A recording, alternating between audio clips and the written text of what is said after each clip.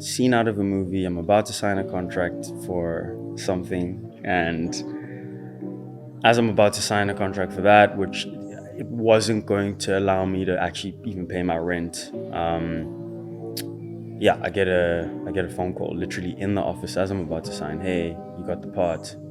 This is how much we're offering you. And I was like, for real? They're like, yeah, but you need to come to Joburg like tomorrow. I was like, I just renewed my lease. Like, I don't know, make a plan. I was like, I'll make a plan. Cancel my lease same time. Sishii is a genre-defying South African artist, actor, and creative entrepreneur known for his breakout role in Mzansi Magic's Gomora and later roles on Netflix.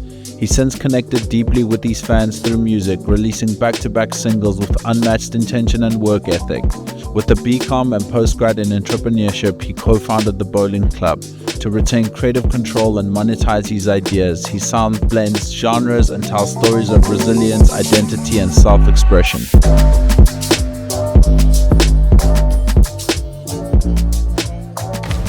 Heavy is the head that wear the crown. When I take the crown off, I put it on ice.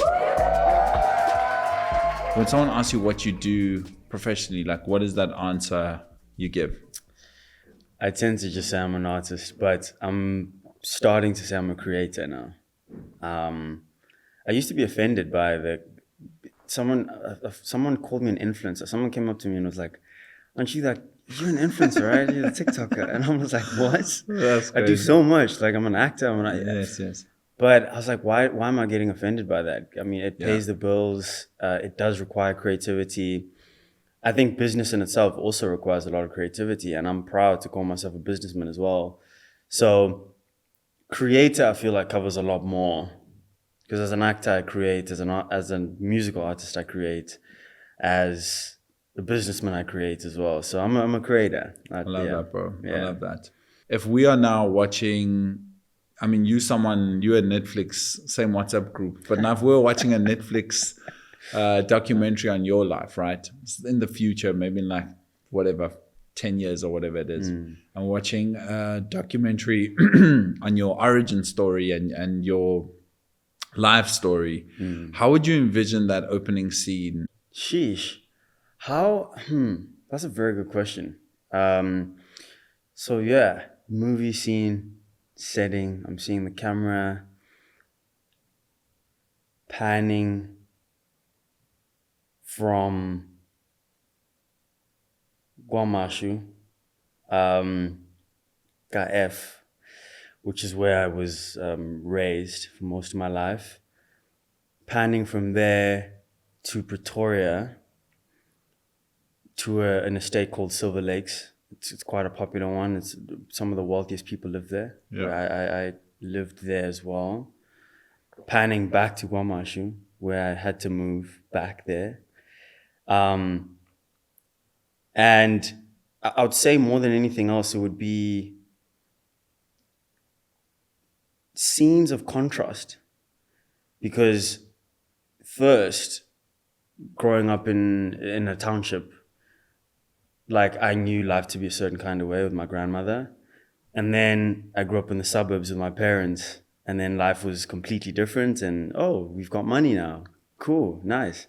And then moved to Pretoria, even more money. I was like, oh, this is great. You know, we're rolling in it now. And then back to Guamashu. And there, like, kind of everything I had, I guess, materially, if you want to call it that, I didn't have access to, but I had, love, which for me matters more than anything else. And the schools as well, Crawford, Pretoria, snobs, a whole lot of like 10-year-old snobs, like, what phone do you have? You're not cool enough. You're not rich enough. What are you wearing? What are you, to George Campbell, which, yeah, I'm not going to say anything bad about the school, but it wasn't the greatest. And I don't mind saying that. So I'd say that early on I had to learn how to navigate different kinds of spaces based on what I had learned in the space before. So I was bullied into knowing English first when I was a kid and I went to preschool, and no one could speak Zulu, and I could speak Zulu, but I couldn't speak English. then after being bullied into learning that, I made sure that my English was like the greatest English in the world. Okay, cool. I read. Dope. I did really well in school. Then I got thrust back into like, George Campbell school I went to after that, where I was then bullied into learning how to speak Zulu properly because I now didn't know how to speak Zulu properly. Crazy. And the guys were like, don't come here with your English. Like, learn how to speak properly. And then I had to learn how to speak Zulu properly. Crazy, bro. So it was constantly a matter of like navigating spaces so that I could try and fit in. And I think it was probably like 5 years ago, later on in life, when I was like, actually, I'm never going to fit in anywhere. I'm realizing more and more, I'm not that guy who can fit in. I've tried. So I'm just going to stop. Got you. Yeah. And tell me, family, parents, like tell me a bit. So I lost my mom when I was like 6. Crazy, bro. And that was when we were on the up and up of like wealth, I guess. And then after that was with my dad now. My dad and I lived in Pretoria. We also like now the money was coming in. Then he like switched up and he was like, dude, you're not my son. And he was like, go back to so then that was when I went bro, back. That's where you went back. Yeah. Crazy, to like put me on a flight. I was like 10 years old. Got to the Durban airport at the time. I think that's what it was called. I didn't have like any way to, like I didn't know where I was going to go. I mean, a lot happened in that, there was very emotionally abusive and stuff. But I'd say that there was kind of like a hope that I would see my dad again. And then I never did. Up until he passed away like 5 years ago. I got an Instagram DM that was like, yo, our dad's in the hospital. And I was like, who's this? Is this like my older brother? Yeah. He's in ward what in Pretoria and I went and he was actually there. I mean, as angry as I was at him, I couldn't say anything because the guy was like, on machines and stuff. So I just forgave him and told him I forgive him. But I'd say that rejection has been a huge part of my life, and kind of letting go of that part of my life, kind of trying to make it have less of an impact on me, and less of a negative impact on me, has been the biggest challenge. But I think I'm finally now at that place where, of course, you wrestle with these things for the rest of your life. But like I'm saying, it was me trying to fit in, constantly trying to fit in. Oh, you're not wanted here. Okay, let me go here. No, you're not wanted here. Now I'm at a place where I'm like, I'm actually not wanted anywhere. I'm going to go where I want to be. And that's crazy, fine. Bro. That's such a difficult thing to navigate, like as an adult, let alone as a kid who gets back to like basically loses both these parents in a couple of years, And so you get back, and then what happens next, bro? Get back. You stay with your grandparents, or? So no. So I first lost my grandmother when I was like 3 or 4, and I had grown up with her first. So I lost her first. Then I lost my mom when I was 6, because I had grown attached to her. Then I lost her. Then I grew attached to my dad, and then he was also like. Yeah. So when I came back now to Durban. How old are you this time? 10. Okay. So I'm 10, and I'm living with my aunt and uncle. Aunt and uncle. Okay. Yes. My aunt, my mom's sister, my uncle, my mom's brother. Okay. They live separately. They're siblings. And I'd say that the mandate was to make sure. And my dad had told me, he was like, look, I'm sending you off. Where I'm sending you off, you make sure you're a good kid. Otherwise, they're going to kick you out the same way I did. So make sure you're a good kid. And I was like, okay, Dad, I promise you, Dad. I promise.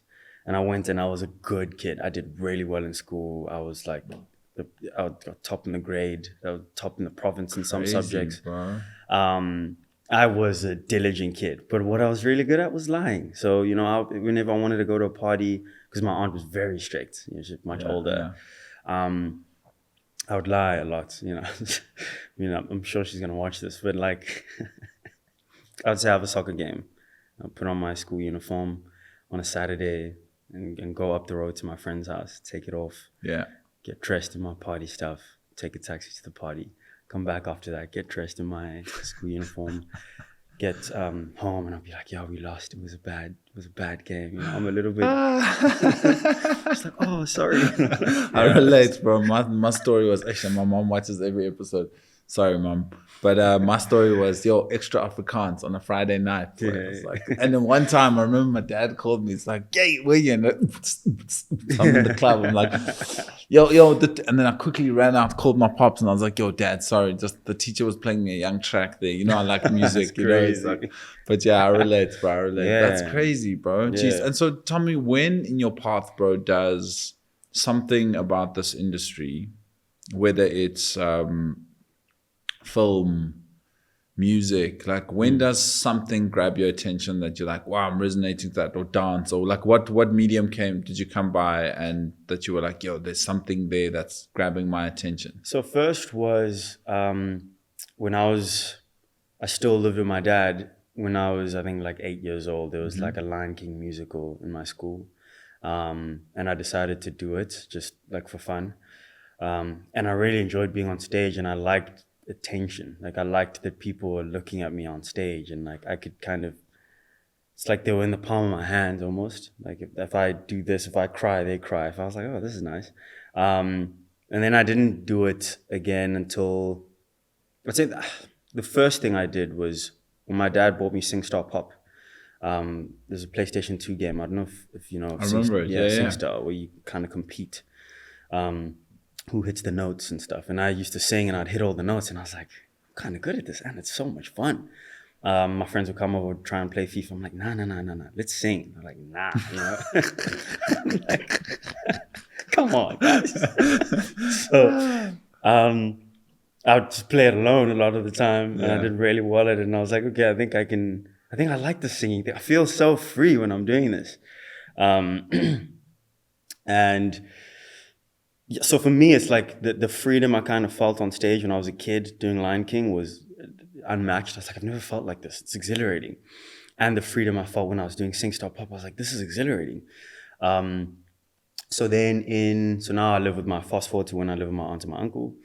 I go to a technical school now. So I have to do engineering, graphics and design. I have to do technical drawing. I have to do civil engineering. It was like a subject at my school. There was no commerce. There was nothing in the performing arts. No, you couldn't do drama. But I saw these auditions for this provincial level musical where, you know, kids from different schools would go and audition. I was like, let me try it out, you know? So I get there, it's like 800 kids. In that corner, there's a kid breakdancing and they're like cheering him on. In that corner, someone's reciting a monologue. In that corner, someone's like practicing their scales, singing. And I'm like, what is this? I don't know any of this stuff. And I was like, let me just go. Like, what? No, I should probably leave. And I was like, nah, but I raised some money to come here. I washed cars and got taxis to come here. I've put in enough like work. I might as well just do this thing. Yeah. So then I meet a friend. Well, he's not a friend. He wasn't a friend, sorry, at the time. I meet this guy and he's like, yo, you've got a nice voice, because I go off to a corner like by myself, the far end of the field, school field, and I sing by myself, and I'm like trying to prepare myself because I'm nervous. And he's like, you've got a nice voice. I'm like, really? I hate my voice. He's like, no, you've got a nice voice. Don't worry, you'll kill it, you know? Go in there, did the audition. I got the part, you know, I got a part in that musical. Wow. I didn't know what I was doing on stage. We did Footloose. I didn't know what I was doing on stage. But I just enjoyed the feeling of being on stage. I loved it. I loved that, you know, before the curtains open, that the rush of like, okay, 30-minute call, you know, you're in the green room and they say 30-minute call, okay, 15-minute call, 10-minute call, the doors are open, people are sitting in the seats now. And then just before the curtains open, like that buzz of like the cast, the company, we're all and then, you know, show's on and you see people's reactions. And I was like, this is nice. I love this. This is so cool. So then I auditioned again the following year for a different musical and I got the lead. I got one of the leads. And yeah, I was just like, okay, so one of the nights, the director had told me to just give into the emotion and not worry too much about hitting all the right notes.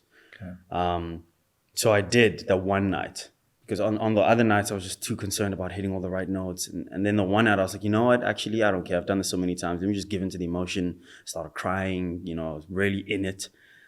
And then after the show, you know, these little kids come up to me and they're like, oh, they're crying. They're like, oh, you're still alive. And I'm like, yeah, the character died. I didn't die. I mean, you know. And then like some old lady also comes to me with like some prophetic word, you know, some old white lady. And I've never seen an old white lady like give a prophecy, you know. So I've only seen old black ladies do that. I've never seen, you know. So an old white lady comes up to me and she like puts her hand on my head and I'm like, oh, this is dramatic. Okay, cool. She's crying. She's like, you're going to be amazing. And I'm like, oh, okay, this is crazy. What's going on here? I remember on my way home after that show, I remember how painful my feet were from all the dancing and acting and singing. And I remember thinking to myself, I've never felt so tired, but so excited to do it again. I've done so much in my life. Wow. I've tried out so many things. This is the first time I'm tired. I like, it makes all the sense in the world to say, I don't want to do this again.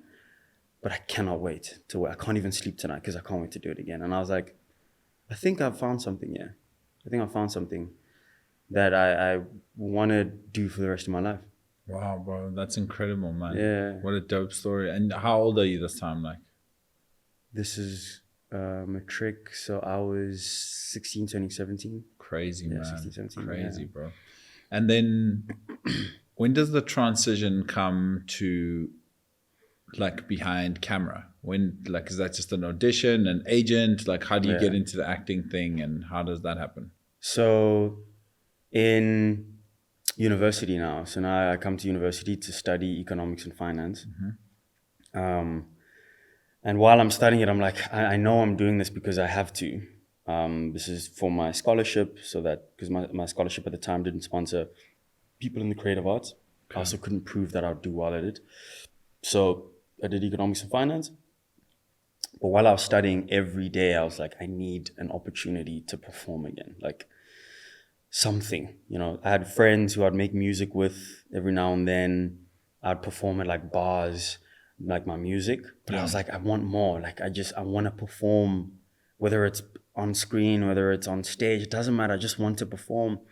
So I found out about auditions for King Kong, which is this massive stage musical that was going to be traveling around the world. I went there and they looked at me like, oh, shame, kid. Like, what are you doing? You know, at the time I was 18 and everyone who was auditioning was way older than me.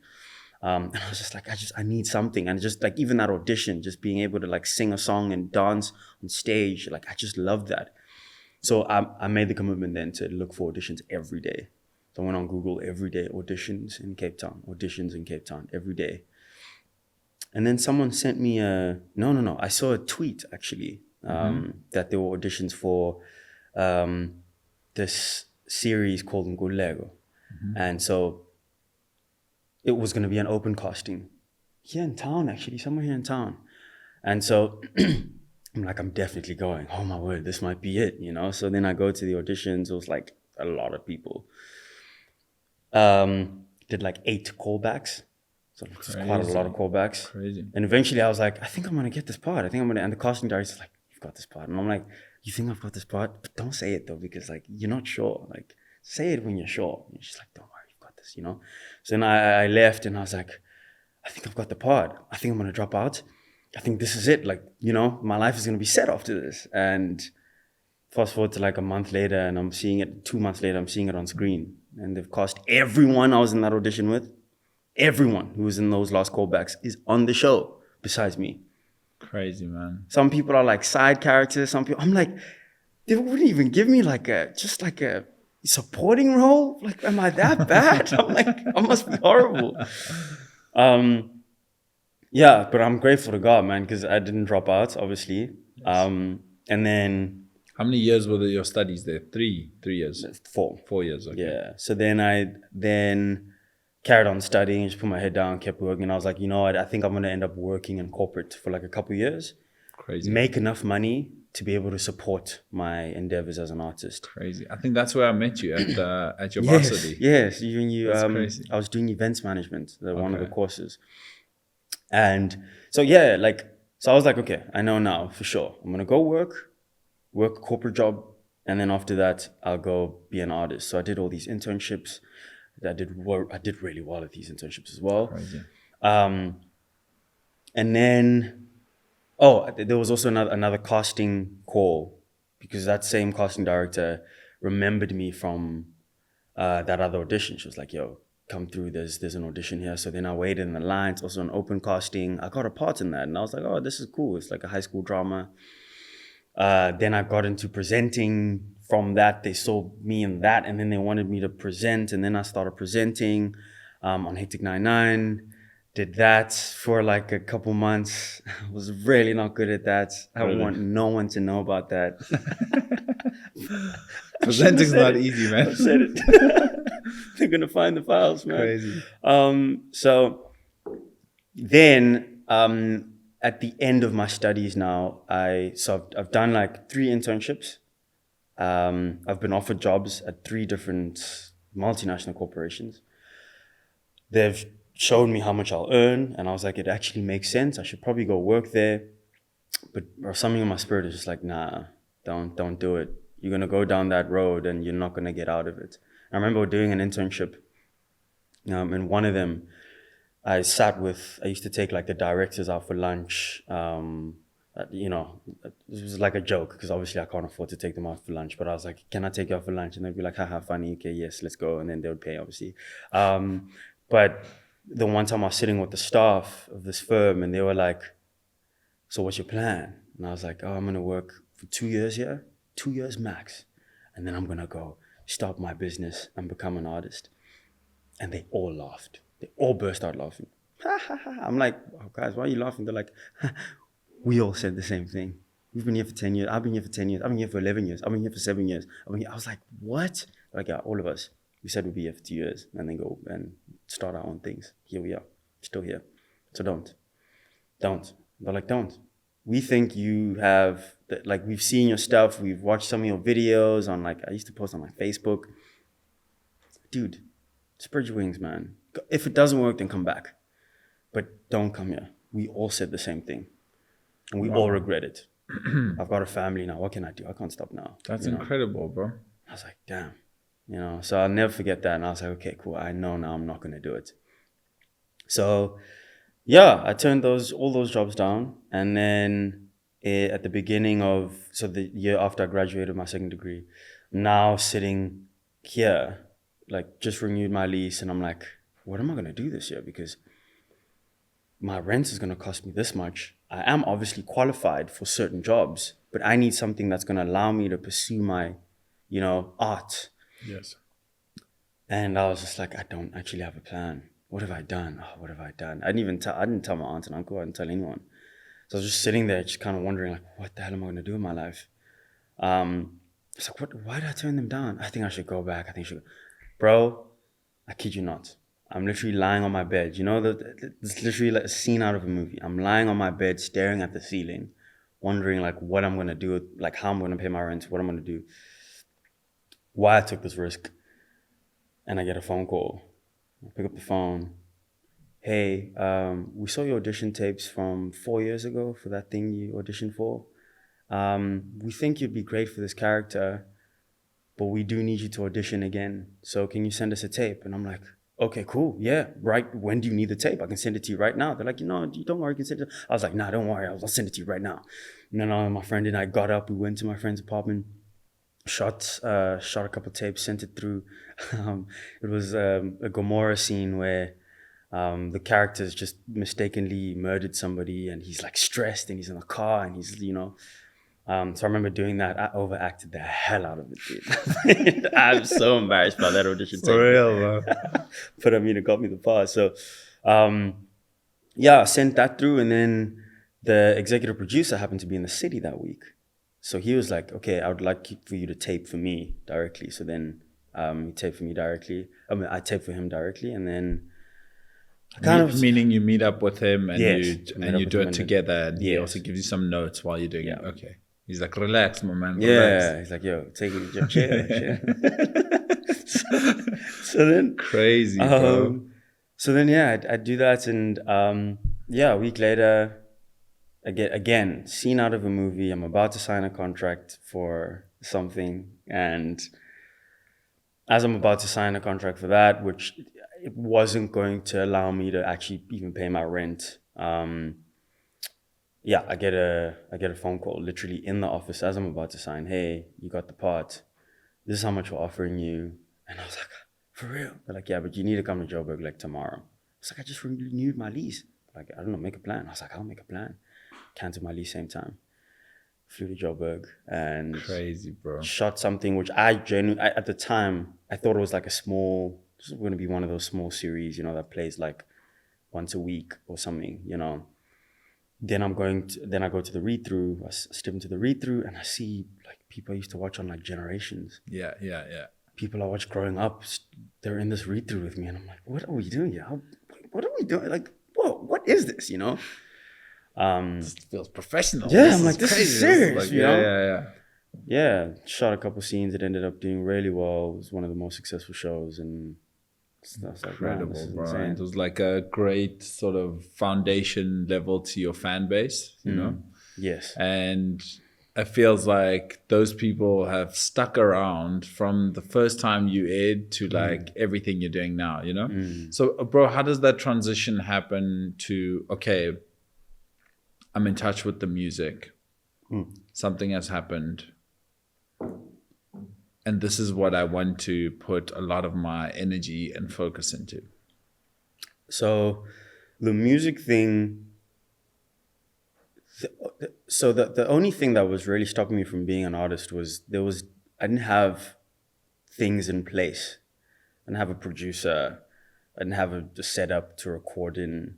There was no real pipeline for a song. So I was like, I have ideas in my head, but like I can't actually record them. Where can I record them? There's no one who can help me with this. Up until that point, I'd put out one song with the Imports, who are amazing. And after that, I mean, they're now in the States. So it's like I couldn't work with them moving forward. So who am I going to work with? How am I going to get all my ideas down? I'd been looking for a producer since I was 13 years old, because that was when I started writing songs. I remember I was in high school and like seeing guys who play the piano, and I'm like, guys, I've got ideas. Like, let's get into the studio and let's make them happen, And they just never materialized. Yeah, they were like, nah, So I also didn't really back my ideas a lot. Up until we worked on a song called Either Way, which I did in university, but I also thought it was trash. I thought I was like, this is a horrible song, a horrible idea. I'm never going to put this out. And I worked on it with Milan, actually. How did you meet Milan? So that song I was telling you about that I worked on with the Imports was called All Night. When I was recording the vocals for that, Milan was the engineer at the studio. Crazy. So that was when we met for the first time, and he was recording me, him and David. Yeah, and then after that, I was like, dude, can I please come use the studio? I've got another idea that I really think is really cool. I've got a friend who can play the keys. He's going to play the keys on it. I've got a friend who's a bassist. He'll play the bass. We'll come together and we'll just, can please, And he was like, cool, yeah, come through. I'll engineer it. Engineered it. Then he ended up producing it. And I remember saying, I'm never going to put this idea out because it's actually trash. Like, it's really bad. And he was like, nah, dude, put it out. It's really good. And I was like, nah. Okay, I'll put it out as like a chamomile session. So I'll shoot a video, put it out on Instagram. That's it. I'm not releasing the song. I'm like, all right, cool. But just put it out, dude, Is that the one that went crazy on socials? Yeah. It goes crazy. I still don't like that song. Yeah, but you know what? It was more than just the song, It was just how you guys packaged it. It was like you guys, it looked like you cared about the very thing you were doing, Yeah. Sometimes the track, you might hate it, but like if it hits and your audience, usually when someone's acting or doing something else and then all of a sudden does music, they're like, why does everybody want to be a DJ? With you, it was different. It was like, oh shit, okay. Like, man can sing. Like, there's something here. Like, what's actually going on here, And I think it was just like a really good, I guess these moments have a way of solidifying what you wanted to do on a whole other level. Yeah. Like, oh, okay, maybe we should take this a little bit more seriously. Yeah, You know? yeah. I'd say that. I mean, that definitely happened. Yeah. The reason I don't like that song is because of my own vocal performance. Yeah. Like it's actually more the vocal performance, not about the writing. Yeah, or yeah. that. I think it's you know, it's just delivery like, or I was very young. I didn't really know what I was doing, you know, as a singer at the time. So every time it comes on, I'm like, turn it off, please.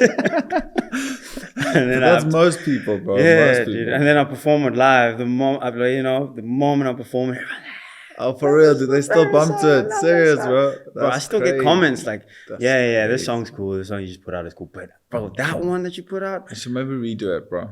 Or is it one of those that you're like, don't even open that I don't file? even want to hear it, bro. I don't want to ever hear it again. But yeah, man. So I'd say that when that happened, then I was like, oh, okay, maybe this music thing is something I should actually be serious about. And then the song was number 1 on iTunes, you know. Crazy. And a lot of people were like, yo, like what you just said, you're not just kind of pretending that you can do other things. Dude, you can actually sing, bro. Like, you should do more of this. And I was like, oh, okay, cool. You know, I'm getting radio interviews. And I remember sitting on my laptop every day, sending out emails to like YouTubers saying, guys, please, I just released a song. Can you please use it in your YouTube videos? Whatever. You don't even have to pay me. I just want the song to get big. You know, I feel like it can get bigger. Radio stations as well, emailing radio stations, submitting. And I was like, oh, okay, I think I kind of understand my way around this. You know, you submit, you contact people, you market it like as much as you can. It was COVID lockdown level 5.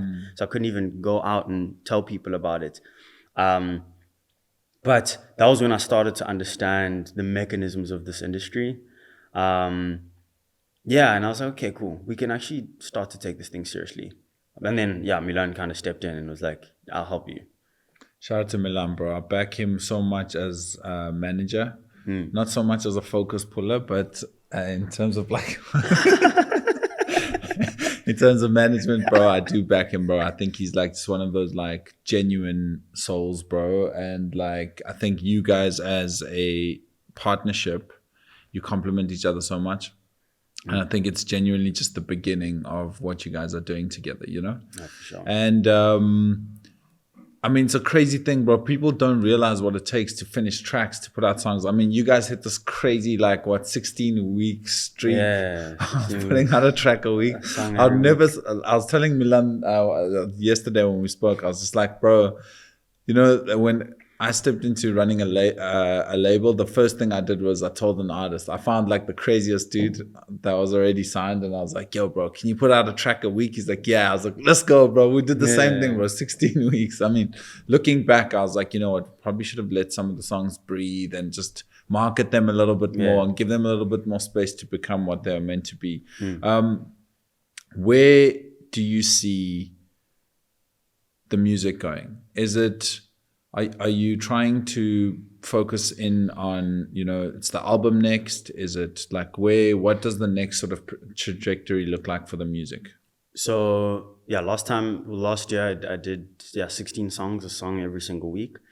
It did wonders for my listenership. It did wonders for my ability to put on a show. So now I'm going to do that again, except 52. One a week for 52 weeks. You guys are crazy, bro. You guys are crazy. It's a lot of work, bro. Like, I'm like, work, yeah, I mean, I was in the studio till like 3, 4 a.m. this morning. I've been in the studio till like 4 a.m. like for the past 2 weeks now. For another 2 weeks, I'll still be doing it. Crazy. Yeah, man. There's something special about that. Like, I think it's 1 a.m. to 4 a.m. It's like that. There's this like little gap when the world sleeps. Yeah, it's interesting because like I never backed that. I never believed in that. For like as an actor, I usually have to wake up at 4 a.m. To go to set. So my sleeping pattern has kind of been shifting, and I'm trying to adjust. But I'm realizing now that when I start later and I work from like 1 p.m., 2 p.m., like at 1 a.m., it's like almost 12 hours later, but I'm still want to keep pushing.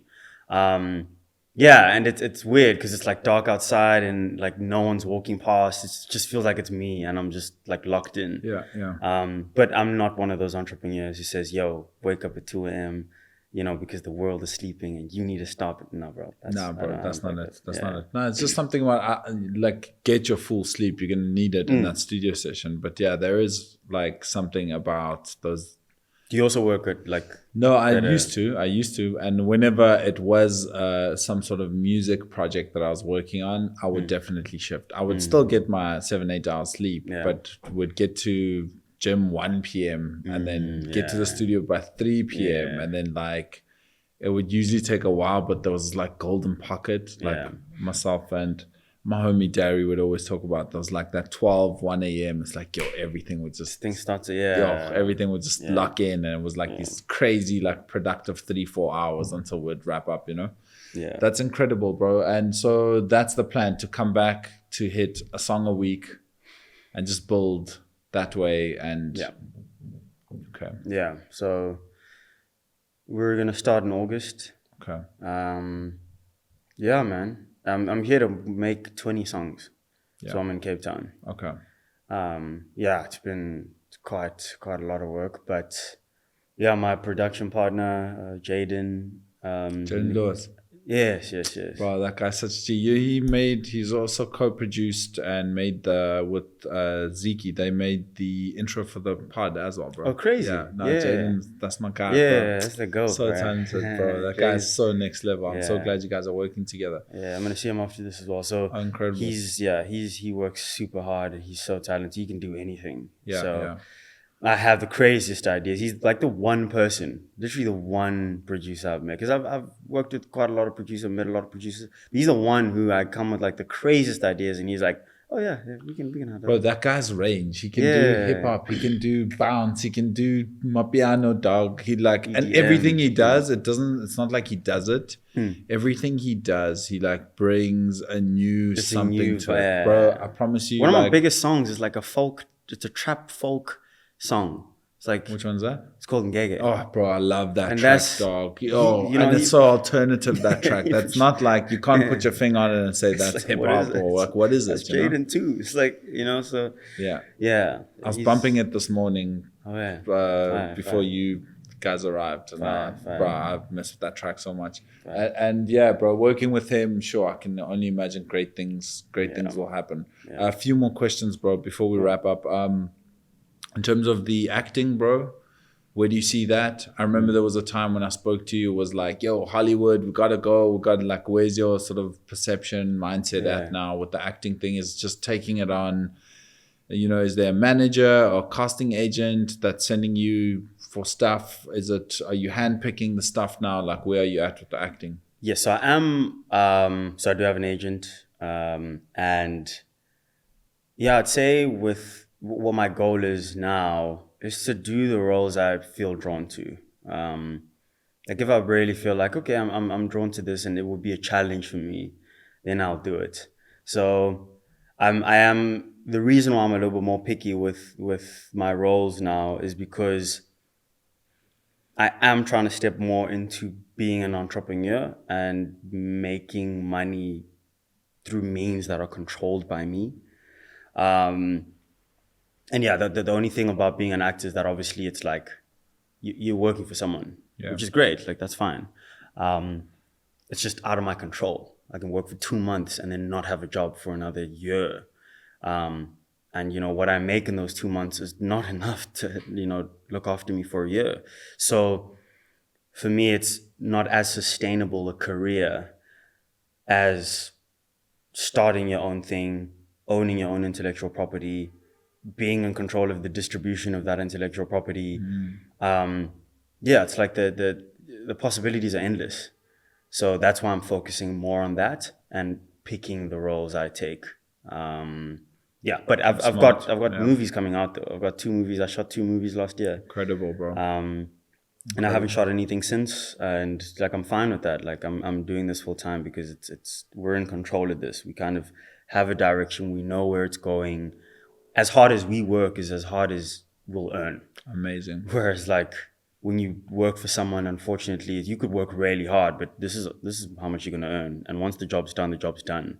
You know, you now have to keep auditioning and trying to find another one. I'm like, that's not sustainable to look after. If I want to have a family one day and look after them, looking after my family at home, you know, so it's, yeah.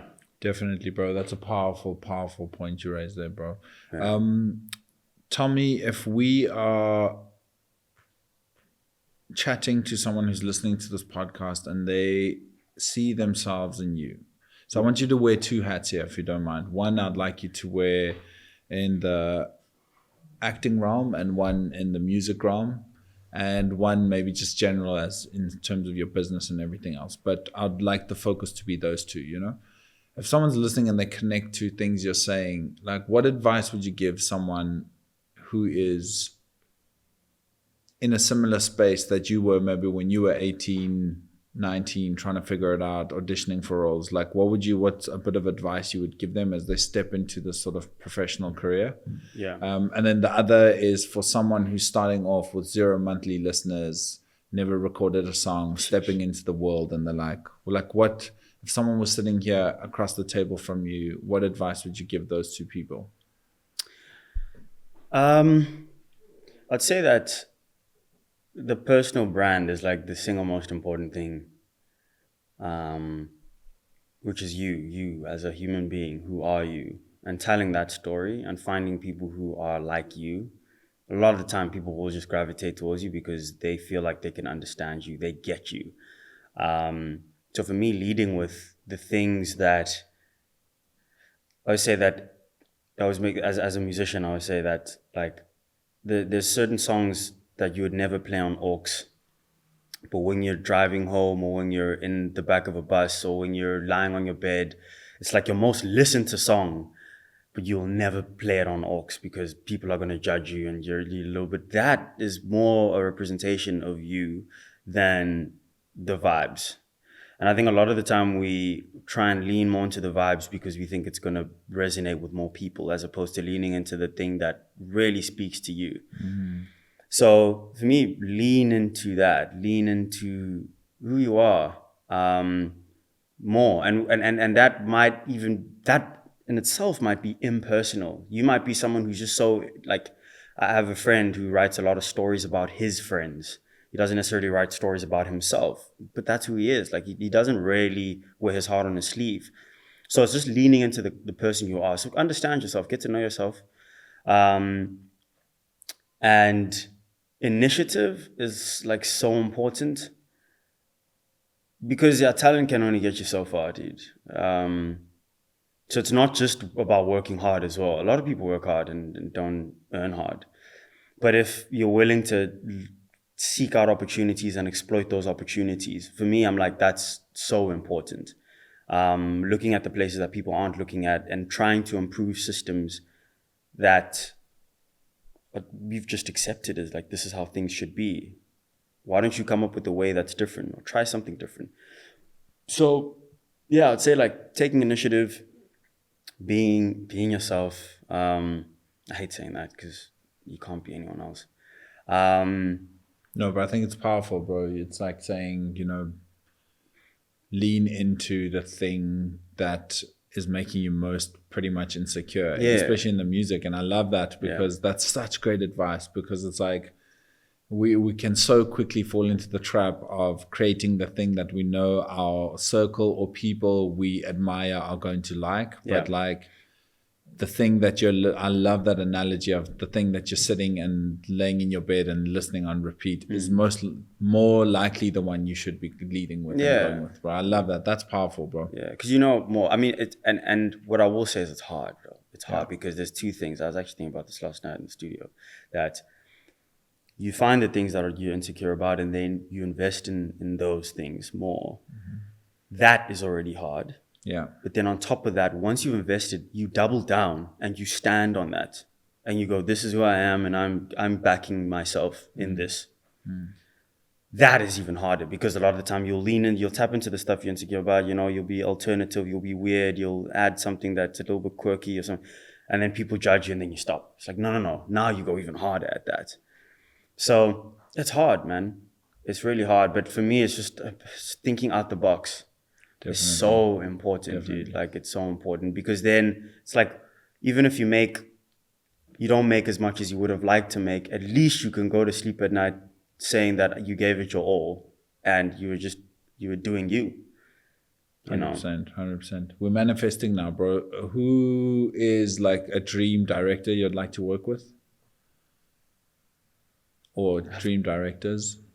I have two. Oh, two. Yeah. Barry Jenkins and Ryan Coogler. Crazy. Yeah. And then there's obviously like, people like Scorsese and that you just look up to. But the guys I'd really love to work with. Barry Jenkins, man. Oh, dude. Yeah. Crazy. Yeah. Amazing. Someone you would love to co-star with or work with in terms of like the acting realm. Also feel free to, if there's anyone locally as well on the director, if there's anyone else like locally and internationally, who would you love to be in a movie with? Our chemistry would be crazy. Like, I'm really grateful to be able to say locally, I think I've worked with every really good director that I really admire. I mean, Angus Gibson would be cool. That'd be cool to work with him. I've auditioned for him, but it'd be cool to work with him. Co-stars, I'd love to work with Bongo Koza. He's amazing, dude. I think he's so good. Yeah, that's what I can think of. Everyone, I would have said Zolisa. I've worked with him. That was great. Globally, like the co-star I'd like to work with globally. Good sparring partner. I always see these people as like sparring partners. Yes. I feel like Florence Pugh would be a great sparring partner. That would be crazy. Yeah. She's great. I feel like, obviously like imagine I got to work with Denzel, we don't even, it's like, I wouldn't even say that, but those are the no-brainers. Yeah. Zendaya and Timothy, I guess. Yeah. That's dope. And in terms of music, bro, anyone, if like literally you could get on the phone with anybody right now and they're on their way to Cape Town to make a record with you, both locally, internationally, who would it be? I really like what the hip hop guys are doing right now. Kindly Nash and Sishii, obviously, the GOAT, Blackie and Usman Mane. I think he's doing some really interesting stuff. Yeah. Yeah, I'd say those are the, and then internationally,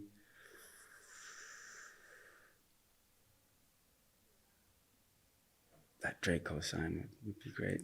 Drake cosign. Drake cosign. Come on, singing and rapping. Yeah, I hear you, bro.